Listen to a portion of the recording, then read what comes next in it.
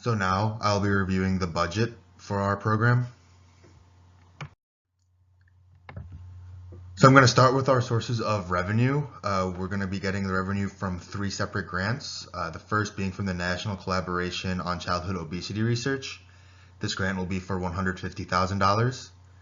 Then there's the Funders Grant on Obesity Prevention and Healthy Eating for $30,000. And finally, a grant from the National Institute of Health of $20,000. So combined, we'd have a total revenue of $200,000. For our expenses, I'll start with our weekly exercise classes. First, we're going to need a licensed personal trainer, which is a fixed and direct cost, and this would total $1,344. And the rest of our costs on this page are variable and direct. Yoga mats costing $1,200, jump ropes $160, exercise weights $174, basketballs $72, and basketball hoops $300. And to finish off for our exercise classes, also the rest are variable and direct costs.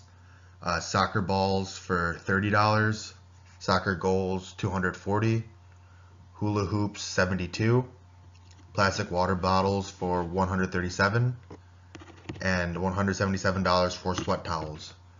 So total for our exercise classes will be $28,906. Next, I'll go over our monthly nutrition workshops. Our fixed and direct costs for this part will be the dietitian and the educational handouts and brochures that they will use. The dietitian will cost $30,000 since they're part-time, and the handouts and brochures that they'll use will cost $540. The next cost is a variable and direct cost, which is the nutritional recipe books, and those will be $525 to provide. Our supplies and cooking utensils will be fixed and direct, costing $1,000. Cooking food for the class demonstrations will be variable and direct, costing $5,000. Cleaning supplies will be fixed and direct, costing $1,200. And using the Salvation Army classroom as a space for the demonstrations is a fixed and direct cost, totaling $1,080. So our total for providing the nutrition workshops will be $61,845. So next I'm going to go over what we call the shared expenses, which are what covers the cost of running the program as a whole.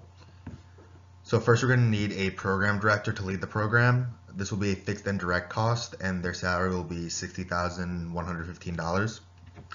We're also going to provide a course completion incentive, which we consider a variable and direct cost, of a $100 grocery store gift card per family given at the end of the program, which will be roughly $3,000 depending on how many families end up completing it. Each participant will also be receiving a t-shirt, which is a variable and direct cost, which we estimate at $5 per participant, totaling $650. We also need promotional flyers, which are fixed and direct costs for marketing and just getting the word out, which will cost $135. And we'll be getting 3 iPads to help with the check-in, check-out process, any registration and waivers that need to be signed. This is a fixed and direct cost, and at $300 per iPad, it will be $927. So our expenses for this section will total $67,227. So as mentioned earlier, our total revenue will be $200,000 from the 3 grants. Our total expenses will be $158,028, which leaves us with a margin of $41,972. So next I'll go over our evaluation plan.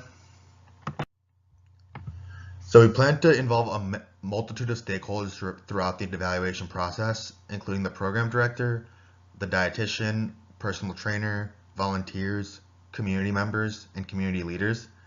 It is essential to ensure that evaluations are useful and relevant for those who will use them. Thus, program staff and community stakeholders will collaborate on designing the evaluation.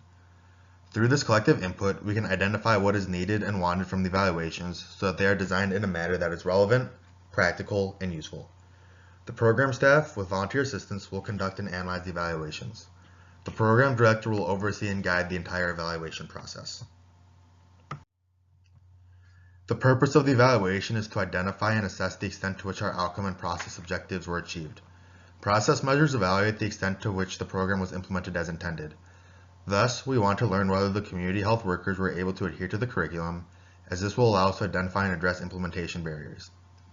Outcome measures evaluate the extent to which the program achieves its intended objectives.